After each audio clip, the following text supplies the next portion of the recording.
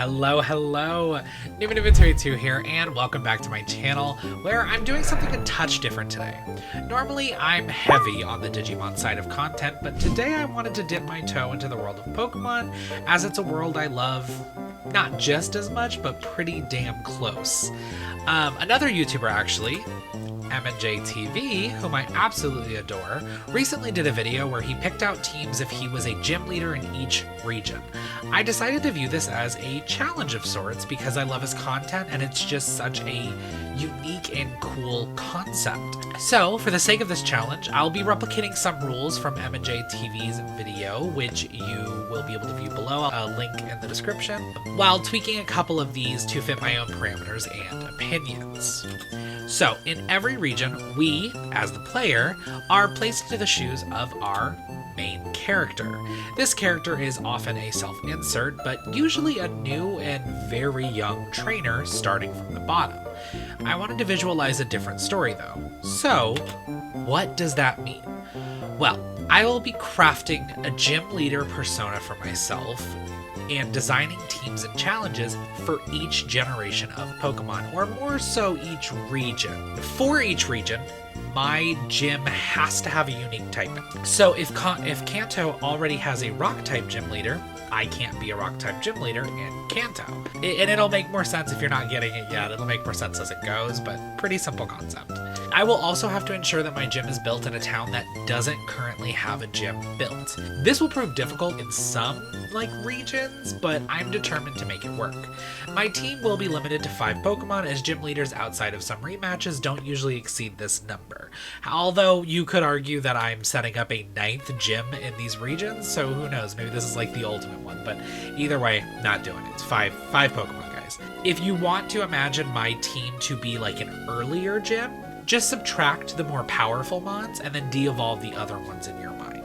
This also works because I long for a level scaling Pokemon game, and yeah, I want these gym leaders to be based off level, not location, and that's something I've always said, and we got so close in Pokemon Scarlet and Violet, so I have genuine hopes for that in, not Z-Day, because Z-Day is not going to have gyms, whatever Gen 10 is. So I'm really hoping for level scaling. I want them to continue the open worldness because Scarlet and Violet were really fun when they worked. So let's continue the open worldness. Let's get rid of the stupid school uniforms and bring back the very customizable outfits, and maybe give us like a homestead, like bring back hidden bases, or give us like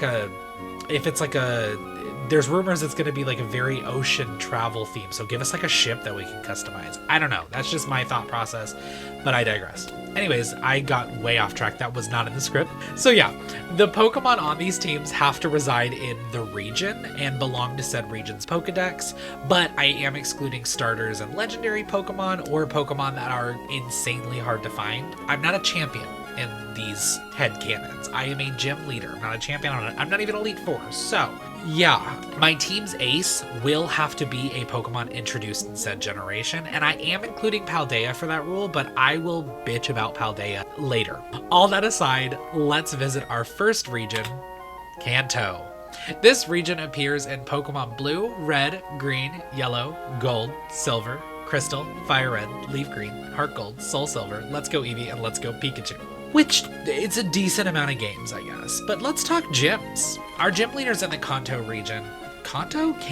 I don't know. I'm gonna say Kanto, it's fun. Kanto region consists of Brock, our first of many rock-type gym leaders, Misty, the aquatic mermaid, Lieutenant Surge, the electric daddy, Erica, the beauty of the garden, Koga, who was eventually replaced by Janine to be the poisonous ninja, Sabrina, the mesmerizing psychic, Blaine, the mad fiery scientist, and finally Giovanni, who at some point yields control of his ground gym to Blue, or Gary, or whatever you named him, who gets crazy with the types, just decides his gym can be whatever. But what types are left, you ask? Well, that would be the following. This time around, I'll go ahead and name them. It's Bug, Flying, Dragon, Ghost, Dark, Ice, Fighting, and Normal. I'm not going to do that. There's a lot of you get it. Anyways, the ones that weren't mentioned are up for grabs, is basically what I'm saying. Anyways, after bouncing around some ideas, I finally landed on the bug type for my Kanto Gym Leader. Now, this region only had 2 gymless towns, Pallet Town and Lavender Town. Now, as tempted as I was by one of my all-time favorite locations in Pokemon, which is the spooky Lavender Town, I decided ultimately to go with Pallet Town. I really like the idea of a gym built into the back of the Pokemon lab, and I think the gym challenge would have to do with identifying, like, okay, so I have this idea of like insect Pokemon being, brought out, and your character has to identify what their secondary typing is, if there is one. So I think it'd be a really fun way to just show off some cool bug Pokemon, while also introducing, if this is, Fire Red, Leaf Green, and on, I think, yeah, introducing multi-typing and introducing like the type differences to people. So anyways, I really like that idea. So it's a lab researcher challenge. So instead of our usual Kanto main character, let me introduce you to Bug Gym Leader Numa, the insect Pokemon professor. So I obviously will be recoloring character models from the games to match my characters I created. I was originally going to give them all different like hair colors based off of their stuff, but I forgot about that when I was doing the recolors, and so I just gave them all red hair because I currently have red hair. Anyways, this version of Numa built a pretty cool team of bug Pokemon, which includes Pinsir, a Fiercemon that shows trainers bug types aren't all pushovers, and I can't have one without the other, so I have to send out Scyther, a praying mantis with blades, which is, yeah, hell yeah. You know what? Hell yeah. Next, though, I'd like to give our trainers a taste of paralysis as I bring out Parasect. This mountain of mushroom will stop many battlers in their tracks and introduce some sad trainers to the effect spore. Our second to last pick will be Beedrill, which brings dangerous poison to our repertoire. But now that we have stung like a Beedrill, our ace must float like a Butterfree.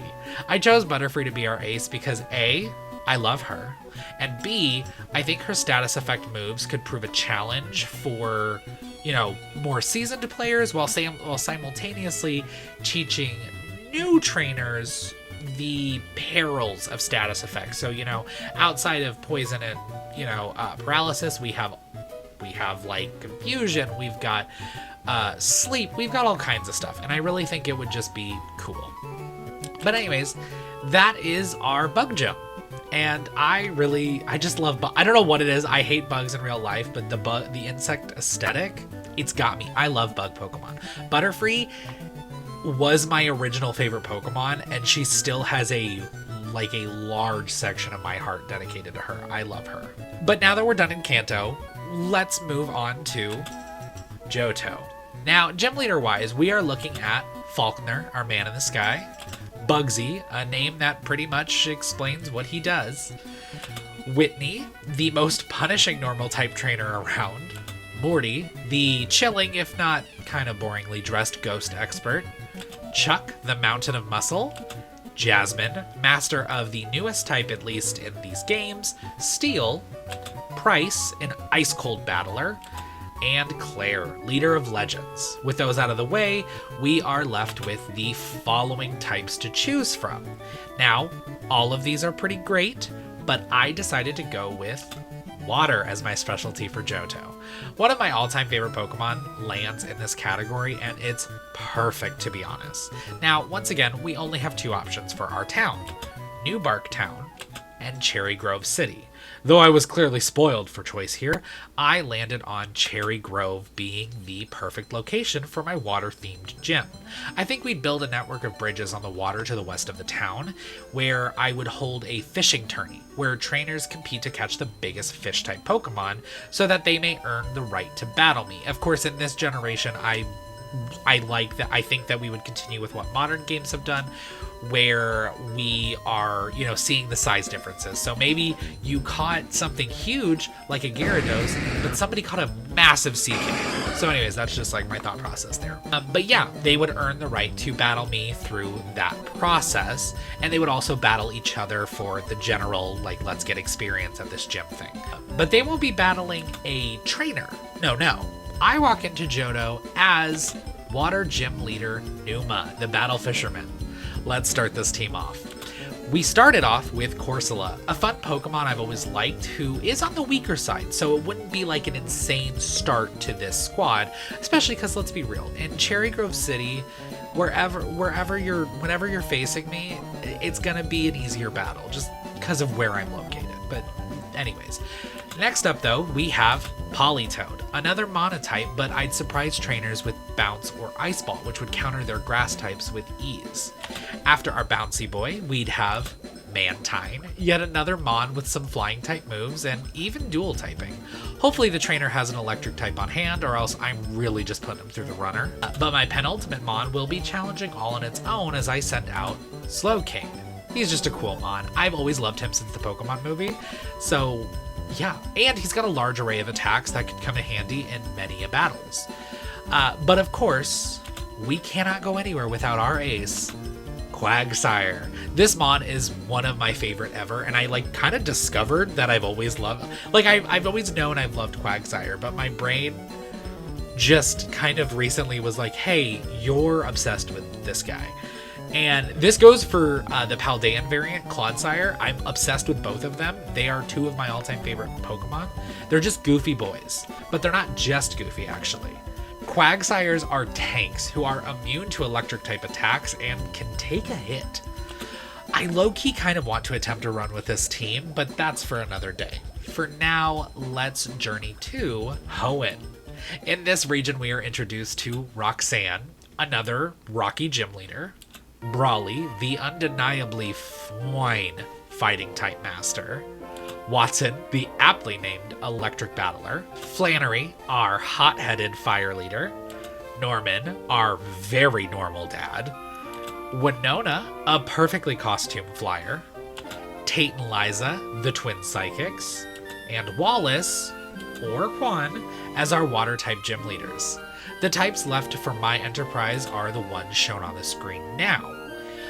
I decided to get spooky with it though, so we're gonna land on ghost types. Now, for the first time, we have a lot of options for gym locations, which include Little Root Town, Old Dale Town, Slateport City, Verdant Turf Town, Fall Arbor Town, Lily Cove City, and finally Pacifilage City.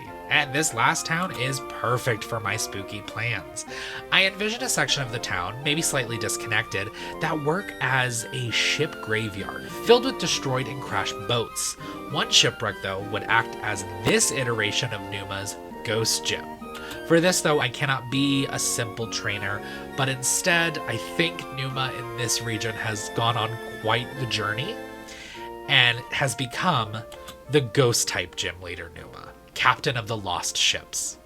My challengers are haunted first by my Banette, a newer addition to my loves whose lore, being a sentient doll that was abandoned, is just too creepy, but also perfect for this gym where there would be kinds of just toys and stuff that maybe were abandoned in a cruise ship or something. But the scares don't stop there. Dusclops will stomp in to shake up the foe. Nothing too crazy about this Mon, he's just a big guy who I think is cool, and I like him. But our next Mon works as a rather unique challenge. Shedinja floats in, deceptively weak with only 1 HP. This Mon, however, has a super cool ability called Wonder Guard that prevents any non-super effective attacks from dealing any damage. When I actually recently played through Alpha Sapphire again, Shedinja was on my team. He was a mainstay of my team. Because truly, he's just sick as hell. I love Shedinja, but I digress. While my foe is dazed and confused and not sure what's happening with Shedinja, our second to last Mon comes out in a lightning quick dash. Frostlass emerges.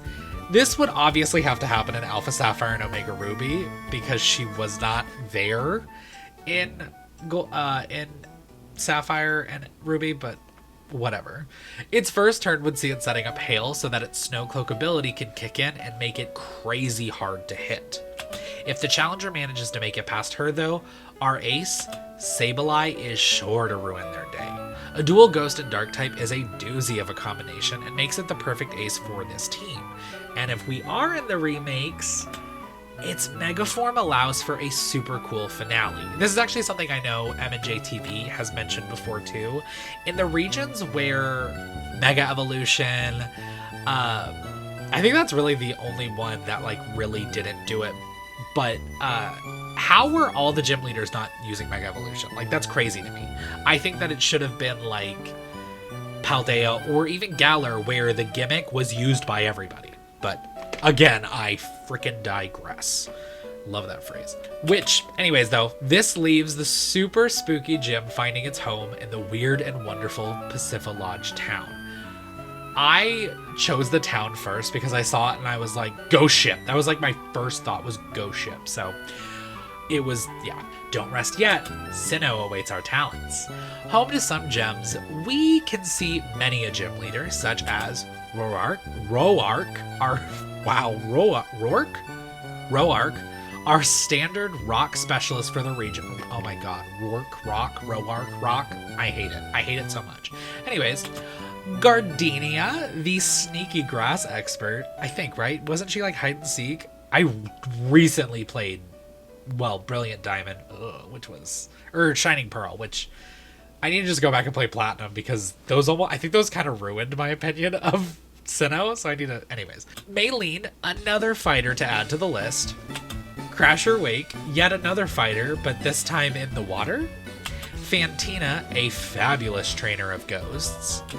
Byron, another daddy for sure, but of steel now. Byron and Iron, Roark, and I'm pissed at who, because I think they're from the same family. I'm mad at them. Anyways, Candace, Pigtails caught in the blizzard, and Volkner, the hot but depressed electric leader. This leaves us this time with these types. I decided for Sinnoh that the type I wanted to go with is one I don't use as often as I should. We're gonna go with Poison. I'll be honest, this is another one where I picked the town first, but I did get to choose between a decent amount: Twin Leaf Town, Sand Gem Town, Jubilee City, Floroma Town, Solaceon Town, and Celestic Town. I already knew before I looked at any of them, though, that I wanted Floroma Town, and it was, whoa, burp, it was the place for me. The town, covered in flowers, made for the perfect place to study and teach trainers about poisonous flowers. Trainers, antidote in hand, would need to identify poisonous herbs, berries, and of course, flowers, while also taking on the gym's battle trainers. This task cannot be trusted to just any old trainer, though. Poison Gym Leader Numa, the toxic florist, would have just the expertise needed to teach these lessons. He's not alone, though. Skuntank comes out first. A lesson in smells and toxins start off strong here. But then, Dustox flies in, ensuring our trainers know how dangerous poison powder can be. Not enough?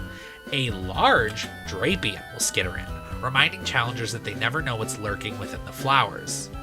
One more threat from above, though, as I send out Crobat to warm them up before finally the flowers themselves attack as our ace, Roserade, makes her appearance. This beauty dripping in toxins is the only correct pick for our flowery poison gym. Obviously, if you guys can't tell by now, I should have brought this up at the beginning. If you can't tell by now, I'm basing some of these on actual strategies, but a lot of this is just vibes, guys. I'm just having a good time with this. So, like, I'm a casual Pokemon player. You will never see me in these crazy tournaments because I just don't. I rarely have attacks that don't do damage because I don't have time. Yeah. Anyways, flowers aren't just pretty, but they can be deadly too. But enough of this turmoil. Let's turn to the titan of industry, Unova.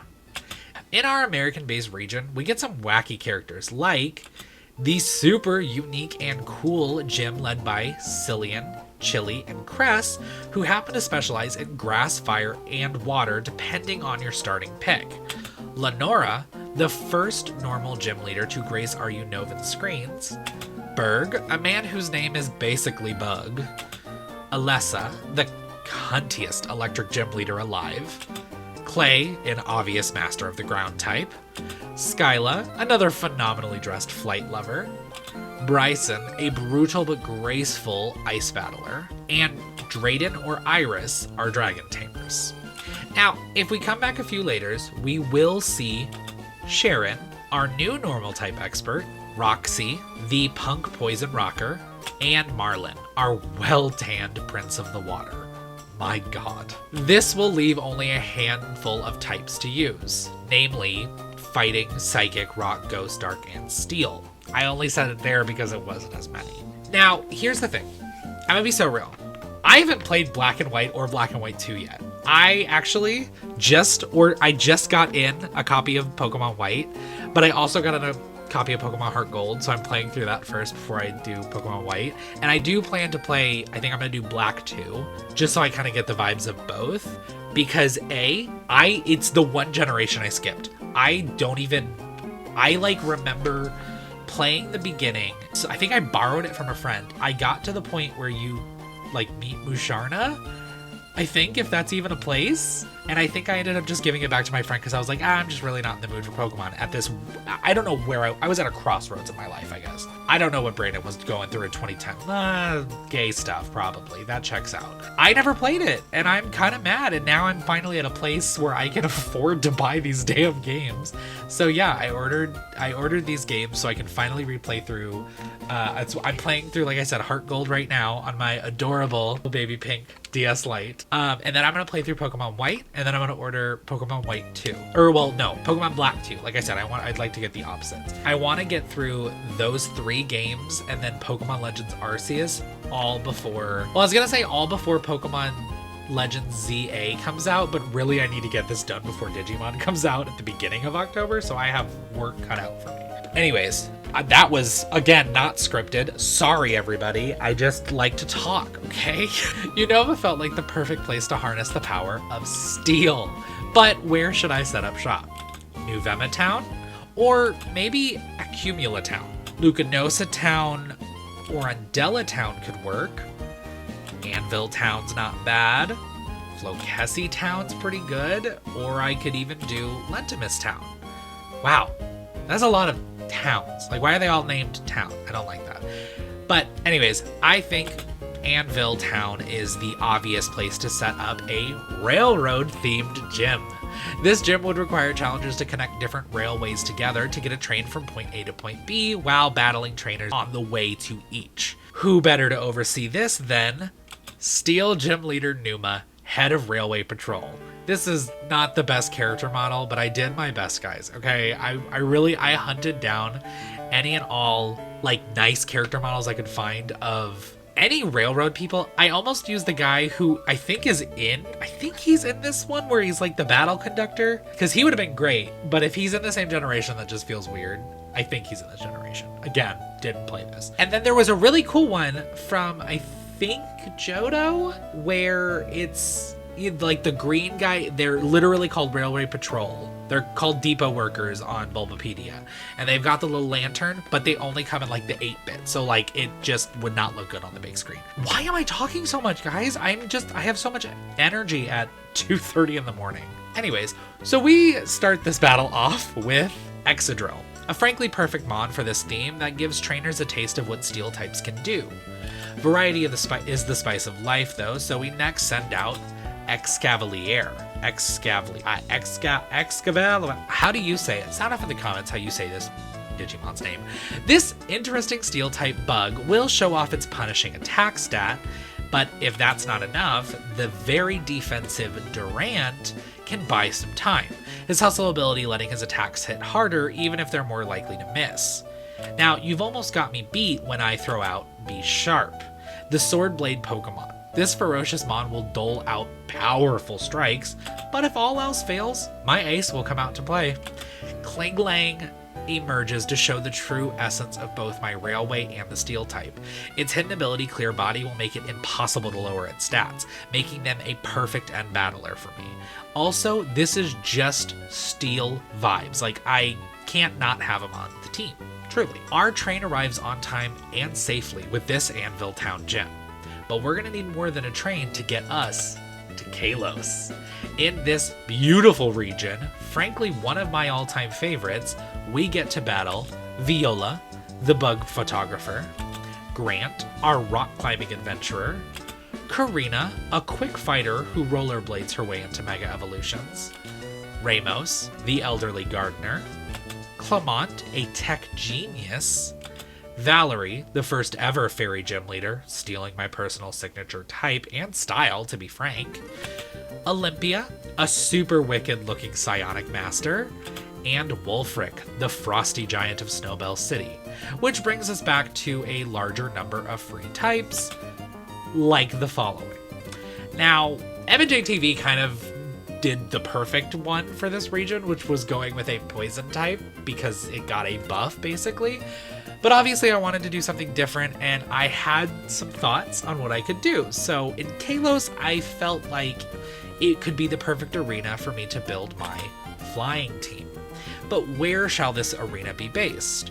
We have Vanaville Town, Aquacord Town, Camfriar Town, Geosenge Town. No.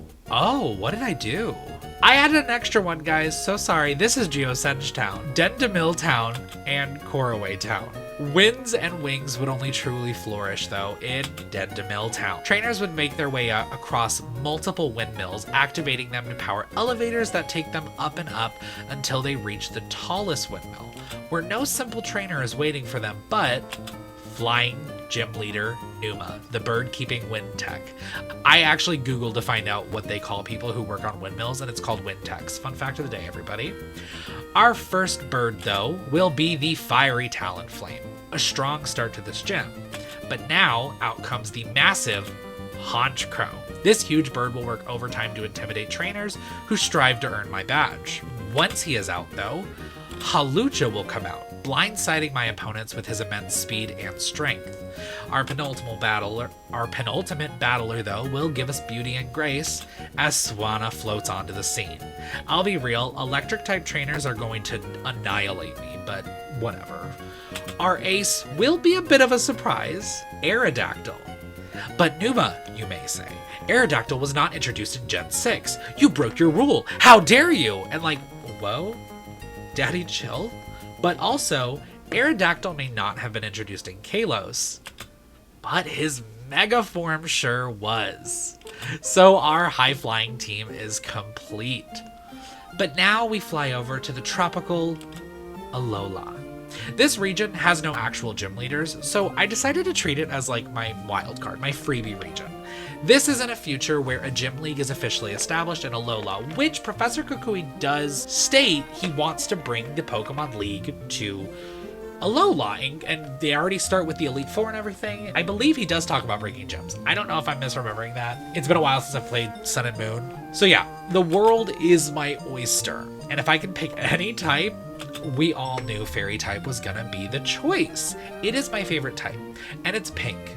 Now, I have a very specific vision for this region, so hear me out. We have a lot of towns to choose from, like Iki Town. I'm gonna butcher these names, so I'm sorry. Hau'oli City, Heihea City, Peniola Town, Royal Avenue, Konikoni City, Meili City, Tabu Village, Po Town, and finally Seafolk Village. But I had to choose Po Town. In this region, I think I worked to reform and rebuild Po Town, enlisting both X-Team Skull members and trainers to help clean up. Our gym challengers would race across the town, battling trainers to unlock new tools and supplies for their volunteer work. Kind of like a civilian-led betterment, like committee. I don't know. And who better to rebuild this disheveled locale than Fairy Gym Leader Numa, the X-Team Skull Mastermind. When you finally get to me, you are greeted by Comfy, an adorable fairy type who can surprise foes with her mix of grass and fairy attacks, even though she's only a fairy type. Once she is resting, though, Shiinotic will showcase its psychedelic and dizzying nature, as its effect spore will leave attackers poisoned, paralyzed, or even unconscious. If the tides turn against me, my baby Rabambi will come out to play. This devilishly fast Pokemon will make sure to dish out a flurry of attacks, while its shield dust prevents it from experiencing any adverse effects from attacks that do land on it. As Rabambi is dealt with, a loud clanging will be heard as Klefki emerges. I hope you weren't relying on steel types to get through my gym, as this mon will have no issues dealing with them. But no one is ever prepared for my ace. Ninetales. This icy queen will whip up a hailstorm to mask its presence before striking opponents down. God help you if you even consider bringing a dragon type near here. This beautiful team becomes the face of rehabilitation in Po Town. But let's journey over to Galar for our next team. A region where gym leaders are like sports stars. We get to battle Milo the Grass Rancher, Nessa the Diving Beauty, Kabu the Silver Fox of Flames, Bee the Barefoot Battler, Opal and eventually Beatty the Fairy Enthusiasts, Gordy our beefy rock lover, Piers, and then Marnie the punk rock dark experts, and finally Rayhan, one of the hottest men to ever grace the dragon types, or frankly, the game. Like, my god. Or, if you took a walk on the more defensive side, get it, shield, Pokemon shield, you could also meet Alistair, the spooky ghost child, and Melanie, a beautiful queen of ice and fur. So, our type options are the following. I like a lot of what's on display here. Sad I couldn't do fairy, but I wouldn't have done it twice in a row anyways. But psychic felt perfect for my plans, which could only really be in two places, kind of bringing us back to the original days. Postwick and Wedgehurst, which are all like right next to it. They're literally, you go from one to the other at the beginning of the game. And Postwick is kind of just two houses. Not many options are here, so Wedgehurst will do, and it'll do well, to be honest. This laboratory will focus on research and studies, much like our Pallet Town gym. But this lab in particular will develop a new method that will study the ESP and psychic talents that some humans share with Pokemon. Because yeah, it's like glossed over way too easily that people are just like telekinetic and psychic in the Pokemon world. It's kind of crazy. So I imagine our trainers will be hooked up to special machines that allow them to compete with psychic type Pokemon in various acts like divination, telekinesis, and more. In the game, this would probably work like memory games and stuff like that. But so yeah, a PhD would be more than needed for this type of research. So let's meet Psychic Gym Leader Numa, Wedgehurst's top scientist. But scientist is spelled with like a PSY, like psychic. Do you guys get it? Do you get it? Do you get it? Musharna will be the first combatant, lulling its foes to sleep before using their dreams against them. But if they make it past her, Oranguru will stand strong, its ability preventing it from flinching, even in the face of danger. If the danger does get too much, though, Claydol will have no issue coming out and creeping everyone out. It'll also do a decent job at tanking special attacks, wearing our challengers down before Mr. Rhyme tap dances out into the show. I actually love this little freak so much, I just had to have him on my team. But only Mon I wanted more than Mr. Rhyme is our amazing ace, Orbeetle. This funky fella is such a cool design, and it works even better with our themes when he Gigantamaxes. The UFO design is perfect as it works to launch our foes into orbit. We will discover the secret to psychic powers, but in another life, I think Numa lived in Paldea, a region filled to the brim with fantastic trainers, like Katie, the sweet insect lover, Brassius, the natural artist, Iono, the shocking streamer, Kofu, the aquatic chef, Medali, the hard-working everyday man. Medali? No. I'm so sorry, his name's Larry. I was thinking of the town. Oh my god. Larry, right? It is Larry. Now I'm like second guessing myself. Hold on, everybody. Holy crap. Yeah. Larry. It's Larry, not Medali, if you guys weren't sure. Tulip, the bewitching beauty. Rhyme, the ghostly rapper. And Grusha, the cold and quiet one. I am only considering gym leader types, so every other type is on the table. Which, yes, that means I am ignoring Team Star as they're just a bunch of kids. And the Titans don't count, in my opinion, as that. So anyways, even though my favorite Pokemon is from this region and is a fairy type, which I'll let you guys know now, it's Dash Button. That's my girl. I love her. I've decided to go with the fighting type for my Paldea gym. I could place my gym in Cabo Poco. Cabo Poco, Los Platos, Mesagoza, Zapapico, or Porto Marinada. And you know what?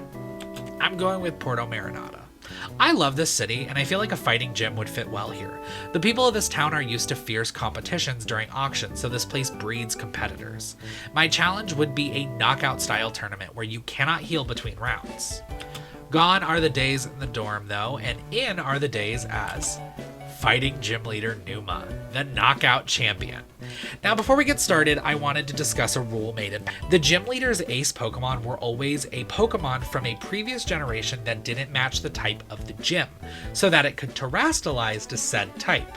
This pissed me off for one main reason. Like, it's just one reason, and it completely turned me against it. Katie. She is literally a baker who specializes in sweets, and my favorite Pokemon, Dashbun, who was introduced in this generation, was heavily advertised before the generation launched. Like, this was kind of like one of the Pokemon that they were like heavily talking about before the game launched, is a Pokemon that is shaped like sweet bread and is known to have an aroma of sweet bread with an amazing ability. If you guys don't know, is, I can't remember what it's called, but basically it's toasted bread. When you hit Dashbun with a fire type attack, its ability prevents it from taking any damage, and it instead gets a defense boost. So, yes, it's not a bug type. Neither is Teddiursa, of course. So, Terra type this. I'm getting worked up. Because truly, how did they... I knew what they wanted to do, but I don't care. This was too perfect. They should have just changed all of it. Because genuinely, I didn't even think about the actual, like, her ability, seeing as most people are going to be taking a fire type Pokemon to the bug type gym leader. Like, it's perfect. I'm furious. For that reason, my ace is not from a past generation. Deal, I guess. Anyways, we're gonna start off by sending out Palafin. The opponent has no time to be confused by this not being a fighting type, because they're immediately retracted and replaced with Pawmont. This adorable Pika clone will do some decent damage while setting up some nice status effects, but we're going to follow them up with Lucario. Our first real counter for fairy types, this heavy hitter will exhaust our foes before I throw out Gallade. Our speedy fighter will continue to blitz and confuse the target, but just when you bring a fairy type back out, Toxicroak comes out to knock it down. Poison takes over as it dominates fighting's #1 threat. But now, it's time for our ace to come out, Palafin. But not just any Palafin. Their ability, 0 to Hero, lets him switch into his strong hero form. Once I terrestrialize it, our fighting champion is here. A fighting Terra type Palafin is a fixture on my Violet team and always will be. Same with Dashbun. I adore Palafin so much. This generation brought so many new Pokemon that I'm obsessed with. Like, genuinely love a majority of the Pokemon that were introduced in this region. Like, actually. He's just a really cool dude, and again, with a fighting Terra type, it's perfect. So we fight day and night in Paldea. Fun fact, I had a Toedscroll on this team up until I wrote the script, where I realized by accident it's not a fighting type, like, at all. I genuinely just thought it was because it, like, has its little tentacles up. I thought it was a fighting type. I kind of wish it was, truly. Oops. Anyways, there you have it, folks. This was my take on MandJTV's gym challenge thing. So please go check out his video, which will be linked below. I really love Pokemon, so please let me know if you guys have ideas for Pokemon content. I also thought about maybe tackling some of the lesser known regions, like Hisui from Pokemon Legends Arceus, the regions from the GameCube games, stuff like that I think would be really fun. Those could be individual TikToks or YouTube shorts, or it could be an entire part 2 where I just tackle other regions, basically. And don't worry, more Digimon content is coming. It just helps to take breaks every now and then. I'll never get burned out on Digimon, but I need to be able to flex some other creative muscles. I just like doing it. Okay, guys? So, yeah. As always, if you like my content or this video in particular, please subscribe, like, and or comment. Also, feel free to check out my TikTok, Instagram, Blue Sky, and Twitter, which are all linked below. Refuse to call it X. Beneath that, you'll find a link invite to our Discord channel, so feel free to hop on in and join the 282. And in case anybody was curious, I did not attend Jeff Bezos' wedding, so don't worry, guys. Your fave is still good. Stupid. Thanks again for watching, though, and I'll see you guys in the next video. Rich people are crazy. Ugh, I love Pokemon.